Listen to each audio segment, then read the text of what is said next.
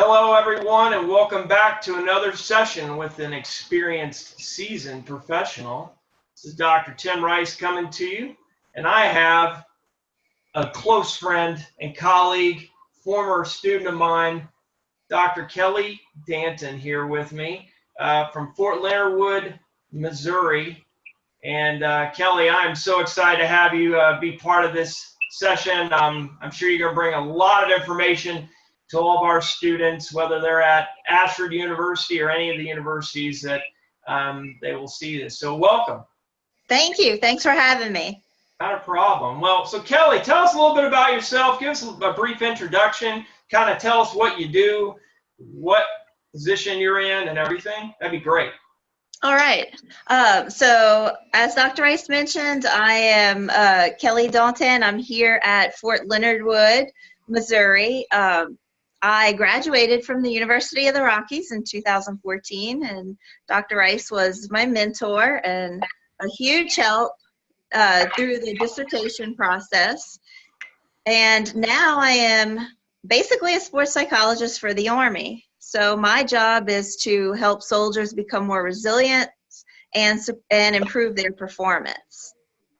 Okay, so talk. One of the things a lot of people, and probably the students that are watching this, or anyone watching this, probably isn't aware of the tactical athlete. Can you kind of talk a little bit about that?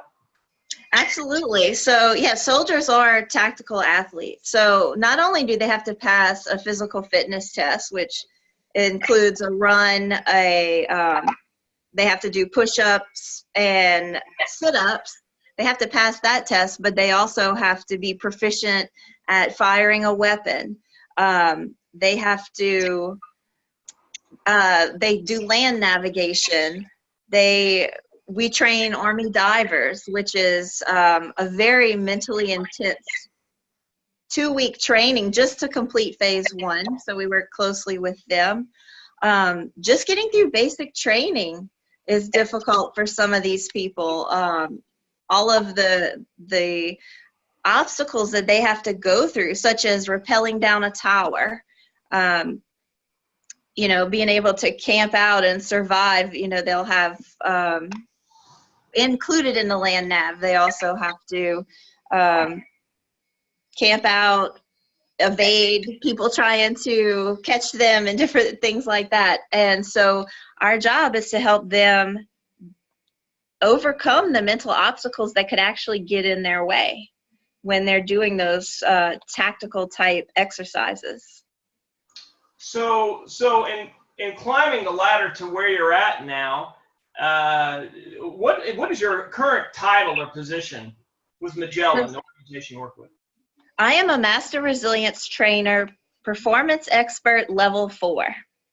Okay. It's a mouthful. Yeah. Well, okay. So how did you tell us a little bit, go back a little bit. So where did you go to get your bachelor's degree, your master's, and your doctoral degree? Of course, you talked about your doctoral degree. But tell us a little bit about kind of your preparation to get to where you are now, your education, your sport background, all that. Okay. So my bachelor's degree is in psychology. I got that from Nicholls State University in South Louisiana. Once I completed that degree, I worked for a neuropsychologist, and my job was to administer psychological tests. I would score the tests, and I'd write up a report for the neuropsychologist to analyze. That was a great experience. I learned so much from working closely with the neuropsychologist about just how the brain works and how we can use that information to better ourselves and reduce anxiety. I, at that time, decided I wanted to go for my master's, so I went to Nova Southeastern, and I received my master's in counseling, and I specialized in applied behavioral analysis, which allowed me to work with children with developmental delays. So I was working a lot with kids with autism, Asperger's, and different delays like that. So my job was to go into their schools or talk to their parents, find out what type of behavior they either wanted to see more of or they wanted to decrease, and come up with a behavioral plan for those behaviors. Then I decided it was time to pursue my sports psych degree. It was a dream of mine, something I always wanted to do. So I began the program at the University of the Rockies in 2010 and completed it in 2014.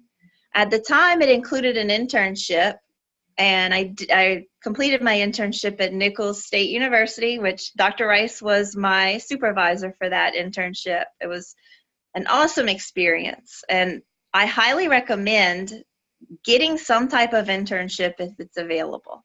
It was such a valuable time in my career.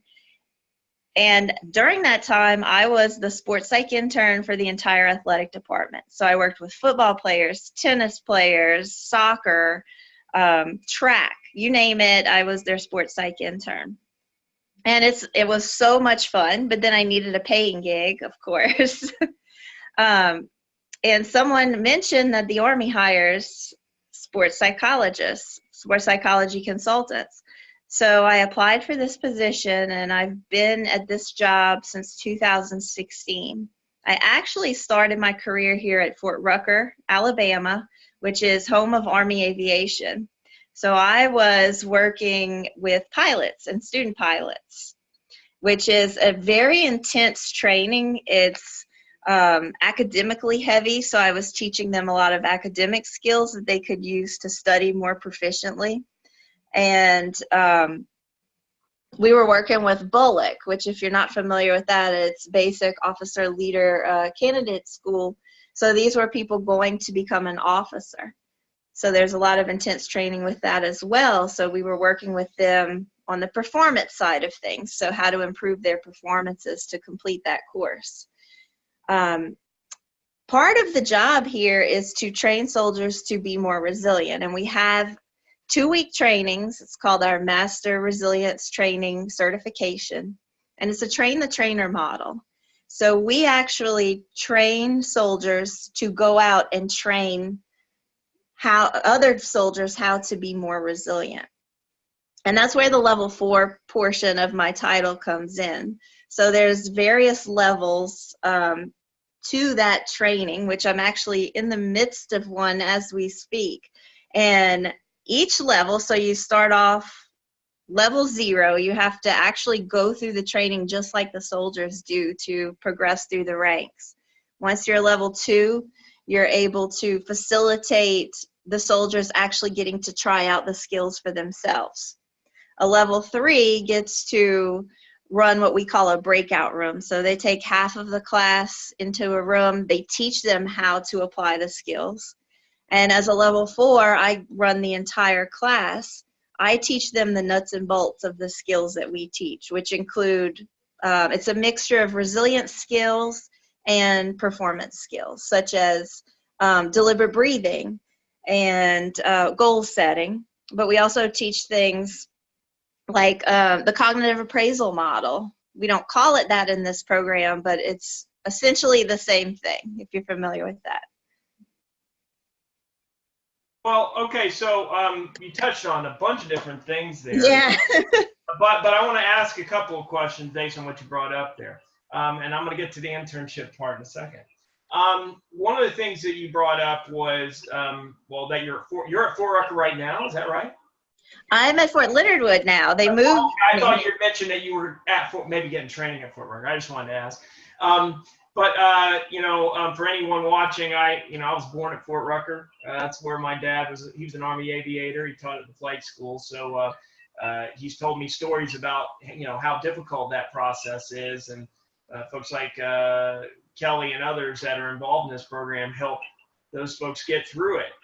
One question you brought up, or thing, was regarding internships. Can you elaborate a little bit more? Why is an internship so important for a person that's going into sport performance psychology or any kind of sport industry? Well, to actually get to apply what we learn in class, it's a totally different experience. It's one thing to read the research, write the papers, and have these discussions that we have for online learning on those discussion boards, but to actually get out in the field and work with athletes, work with soldiers, and figure out how to apply these skills in creative ways it's just valuable experience. And when you can put that on a resume, when you're job hunting, it's going to make a huge difference. And then when you go into the workforce, you have more confidence because you've already had the opportunity to work with athletes, work with soldiers, and you've done so under a supervisor who can guide you through the best practices with that consulting business. Okay. You brought up a great point there regarding best practices. You probably have seen folks that, have worked in your industry that don't always use best practices when it comes to truly doing their job. How important are best practices in sport, period? I mean, in anything you do, how important are they? Well, I think if you don't follow best practices, your athletes are not going to see results.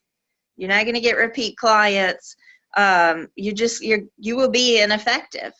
And so I think if we stick with best practices and even measure our effectiveness in some type of way, we can say, hey, this worked. And we do that a lot with the Army. Of course, they want to make sure that we're effective. So we have to prove our value, and just being able to say, hey, we've used these skills. They're research-based. We've used them with soldiers before. We've improved attrition rates by X%. Then we can say we're doing a good job. We were effective practitioners. Okay, great. Good. And that's something that I think all of our students should hear, because, it's one thing, and of course the internship comment that Kelly made regarding just using what you learned in the classroom. Folks that are watching this, most of you are in online classes with me or with other people. And being able to use what you learned in the field is a huge thing. But the other thing that is so critical in this business is being able to actually be able to make connections in this field. Tell me a little bit about networking. How important is networking? How did you get network? How did you network to climb? And maybe give us some experiences that you've had where you networked. Okay. Network at every chance you get. It's going to be extremely important. So for me, I called up the head athletic trainer at Nicholls State and said, hey, I need an internship. I'll offer this service for free.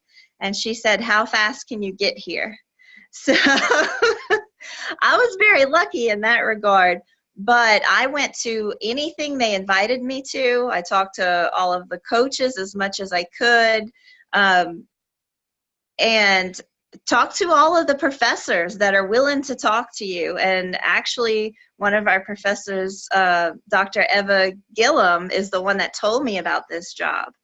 And now that I'm here, for us to actually get soldiers on board and want us to go out and work with them, we have to network here as well. And so we will go into meetings with commanders, and we'll talk to anybody who will listen. And if we can sit down with a commander and say, listen, we worked with these other guys, we improved their physical fitness scores by this amount, they want to know, when can you start working with them? Well, and that's so great.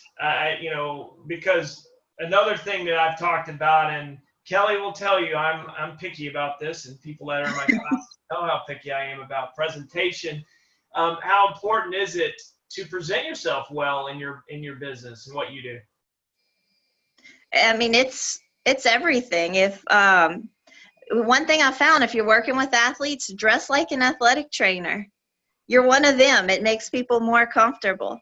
Working with soldiers, I'm business casual. I don't want to be Dr. Dantin at the front of the room and make them feel uncomfortable. I want to be in these trainings with them and get them on board. I got some excellent advice from another level 4 who told me, you want them on your side.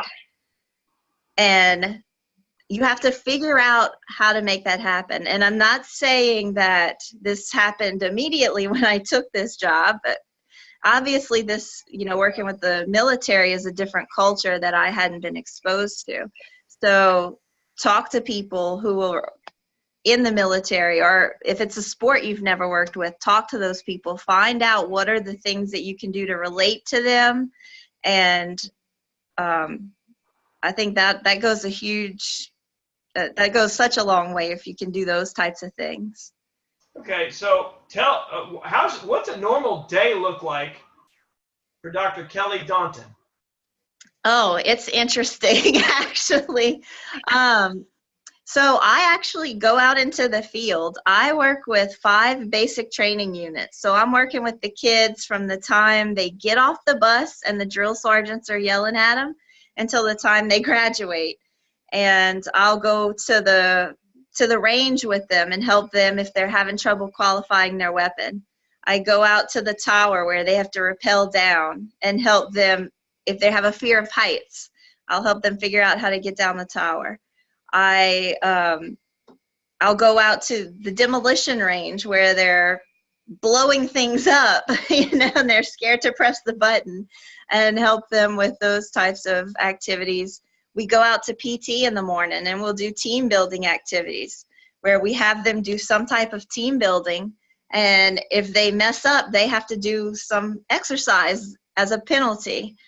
Right now, for the rest of this week, I'm in a classroom, so I don't think that's as much fun as going out to these trainings with the soldiers. The other thing I do, I work with the divers, and so a lot of times I'm at the pool working with them. Well, that's really neat. I think then you have some pretty early mornings, I take it. Yes. The Army starts very early, like 5 a.m. PT. So, and I usually tell them I need Starbucks for those days. so is a normal day, like a 12-hour day, 8-hour day? What's it look like? It depends. We basically have to be available when they are. So if I'm here at 5 a.m., I try not to schedule anything too late because my brain doesn't function for that long. But it's a 40-hour work week typically, and I just adjust my schedule as needed for the people that I'm working with. During these 2-week Master Resilience trainings, you're looking at 9 to 10-hour days. Okay. Well, as far as when you look back on the knowledge and expertise that you got in your education, at University of Rockies, for instance, do you use that every single day in your job? Do I use my experience from the Rockies? Yeah, your knowledge, the things that you gain. You use it every day, or? Oh, absolutely. Especially when I'm doing the performance training. To me, that's the backbone of the training I do. I don't necessarily sit there and explain the in-depth research-based knowledge that I get, but I figure out some creative way for the trainees and the soldiers to experience that stuff. In my opinion, if you can give someone an experience and they can see something work immediately, they're going to use it. So, for example, we teach a lot of imagery. And I will actually walk soldiers through an imagery script. I don't know if y'all are familiar with the lemon script. That's what I use because you get to actually taste the lemon when you walk them through that script. And just them having that experience, they get it, that this is something that they need. This is a way that they can overcome those challenges that they face to get to that graduation date that's their end goal. Well, and that's one other thing, and for anyone that's watching the video here today, the interview, some of you may be, I'm going to kind of jump to the folks that are in the doctoral program with me at Ashford University now, or any program that they may be about to face that dreaded doctoral project, dissertation, or whatever. Kelly, tell us a little bit about your experience with that and how you overcame the challenges of what you faced there and how you walked across that stage and got hooded by somebody. I don't know. I think it was me, wasn't it? I think so. Tell us a little bit about your experience there, and kind of what got you through the challenge of finishing a dissertation and a doctoral degree. It was one of the most memorable challenges of my life, but also the most rewarding. The process is daunting. And if you're about to start, you know exactly what I'm talking about. But somebody gave me some great advice. You did to choose your committee wisely. And I tell that to this day to anyone who is about to start the dissertation process. Don't choose people that you think will be easy on you. Choose the right people that are going to hold your feet to the fire and make sure that you've done everything correctly. We'll be so glad you did when you get to that final defense. So it's one of the best pieces of advice that I've ever gotten, and I pass it along to this day. Now, it makes the process a little bit more draining, and you might have days that you're just like, what am I doing? I cried, but it's okay. We tell our soldiers resilience isn't pretty, but you get back to it and you do what you need to do. I think just having gone through that challenge, and even the challenges I've faced with this job, when you push yourself out of your comfort zone like that, that's when you grow as a professional. And that's when, if you learn about yourself in those challenging moments and you can teach others about those experiences and that, yeah, this stuff works because I've actually experienced it, you've got buy-in immediately. Absolutely. And I think it's so, I'm so, all that information is so great to share with folks, because the thing is, I've been talking with my students lately about getting outside of their comfort zone. And, that's something that, it seems like it's not a human thing to do. It's almost outside of the norm. And, I've found in my career, in my life, that, that you have to push yourself outside of the norm and push yourself outside of your comfort zone, or you don't get to the place that you want to get to. Case in point will be your experience at Nicholls State when, you did. And that's one thing, we talked a lot about back then about, getting a letter out to somebody, emailing, making a call, doing whatever you need to do to get that opportunity. And, Kelly actually worked with Bobby Abear's son, who was a longtime NFL quarterback with the Saints and several other teams, numerous other teams, when she was at Nicholls. What was his first name again? Bo. Oh, right.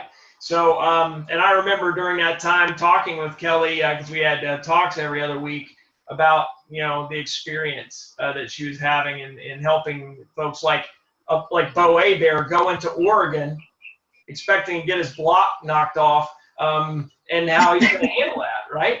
I remember you telling stories about that. Right. But so tell me real quick, what are three things, not even three things, just what are some things that you would give as advice for the person that is either going, whether they're a sports psychology a professional, aspiring one, or someone's going just in the sport management world or in the sport industry? What are some pieces of advice that you would give to that person that's about to finish school or is looking to do this for a living? So one, I push yourself out of your comfort zone. Every opportunity you're given to do so, do it. When I started this job, I was scared to death to talk in front of people. Now I'm running a class of 30 soldiers, drill sergeants at that, who can be a pretty rough crowd. So push yourself out of your comfort zone. If you're uncomfortable doing something, try it out. It's probably one of the best things you can do for your career, in my experience. The other thing, network. You have to talk to as many people as you can. If you're thinking about going into a specific career, talk to people, make calls. I think that professionals, because we've been there ourselves, we're willing to help the students that are aspiring to get those jobs that we have. And so don't be afraid to make those calls. All they can tell you is no. And I think, you know, a third piece of advice. One thing I try to keep in mind is just keep everything in perspective. Right now, this might feel overwhelming to you, you know, if you have the dissertation process in front of you, or if you're nervous about beginning your career because maybe you haven't had a lot of experience to back up your knowledge. Just keep in perspective what you're doing and keep those goals in mind, keep them handy, and that will keep you in the right mindset to push through those obstacles and deal with the stress that you are going to be facing. Wow, that's some great advice for our folks that are watching. And quick question, how can someone that's watching this video reach out to you and ask questions or seek advice or counsel? So I'm available through email. Feel free to give my email address out. I'd be happy to, if anyone wants to reach out, we can schedule a phone call, and I'd be happy to help out any way I can. Okay, great. Yeah, and that's one thing that what is really critical about doing these interviews is I really want to have students be able to see and speak with folks if they have an interest in doing so. So thank you for that. Absolutely. Anything to close today? Is there anything, I guess I'll ask this final question. Did you ever dream years ago, growing up in South Louisiana, that you'd be in the role you're in? Is it a dream come true? I've got the coolest job in the world.